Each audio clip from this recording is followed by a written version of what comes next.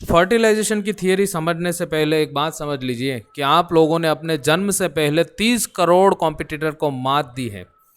In the sense, before your birth, you have defeated almost 300 million your competitor in the fallopian tube of your mom, in the reproductive tract of your mom.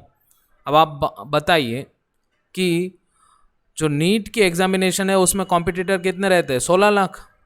और जो state board की examination रहते हैं उसमें कितने competitor हैं? 2 lakh. UPSC state की जो पीसीएस एग्जामिनेशन रहती है उसमें कितने कॉम्पिटिटर रहते हैं? कॉम्पिटिटर ज़्यादातर यूपीएससी में ज़्यादा से ज़्यादा 10 लाख.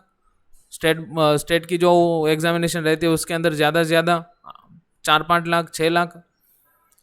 तो आपको डरना बिल्कुल भी नहीं है. आपका इतिहास ना बहुत ही भव्य रहा है, बहुत ही बड़ा इतिहास रहा है. If you don't believe, just check it out. जब इंसेमिनेशन होता है मदर के रिप्रोडक्टिव ट्रैक के अंदर, तब एक साथ almost 200 to 300 million sperm cell की एंट्री होती है. Each and every sperm cell is trying to reach to the egg cell. और इतना स्ट्रगल हो रहा है. जैसे आपने वो बाहुबली मूवी देखी, स्पार्टन की एक मूवी है 300 योद्धा, है ना. तो उस मूवी के अंदर कैसा सीन आता है कि वो बगल वाला जैसे सामने से वो आ रहे तीर हो, है ना, जैसे तलवारें कोई मार रहा है. तो एक ऐसा स्ट्रगल है. और ऐसा ही स्ट्रगल आपने किया है रिप्रोडक्टिव ट्रैक के अंदर. जैसे मदर का रिप्रोडक्टिव ट्रैक एसिड की बारिश कर रहा है, कोई जैसे वो मैक्रोफेज हो एक एक को जैसे एंगल्फ कर रहे, खा रहे, और ये नज़ारा सब आप देख रहे हो. और आपने वो नज़ारा देखने के बावजूद गिव अप नहीं किया. आपकी जो छोटी सी टेल थी उस टेल को आप कंटिन्यूस मैनर में मूवमेंट उसकी करते रहे और आप फाइनली जो है वो अपने मदर के एक सेल तक पहुँचे. तो ये जो जर्नी है ना, इट वॉज नॉट ईजी.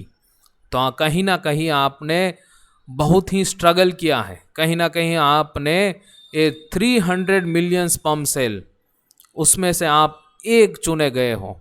और ऐसा नहीं कि आप बहुत सुंदर दिखते थे, नहीं. In the form of sperm cell morphologically कुछ भी उसमें डिफरेंट नहीं होता, है ना. स्पर्म सेल कितने भी आप कंपेयर कर लीजिए तो सब सिमिलर ही होते हैं. तो आप में था क्या? आपके अंदर हिम्मत थी, आपके अंदर जज्बा था, आपके अंदर विश्वास था, आपके अंदर वो सामर्थ्य था, और आपको खुद पर भरोसा था. नहीं, मैं ये कर लूँगा, मैं उस एक सेल तक पहुंच सकता हूं और 100% में पहुंचूंगा. आप देख रहे हो कि बगल में कोई मर रहा है, बगल में कोई तड़प रहा है, बगल में कोई ऐसे मुरझा के गिर गया है, कोई बेहोश हो गया है, किसी के ऊपर कंटिन्यूस मैनर में अटैक हो रहा है. अच्छा, आप पर भी तो हो रहा है, लेकिन आप फिर भी रुके नहीं, आप थमे नहीं. आपने अपनी जर्नी को शुरू रखा, आप कंटिन्यूस मैनर पे चलते गए और फाइनली आपने एक सेल तक आप खुद को पहुंचा दिए. और वहीं पर होता है फर्टिलाइजेशन, और वहीं पर नए जीवन की शुरुआत होती है.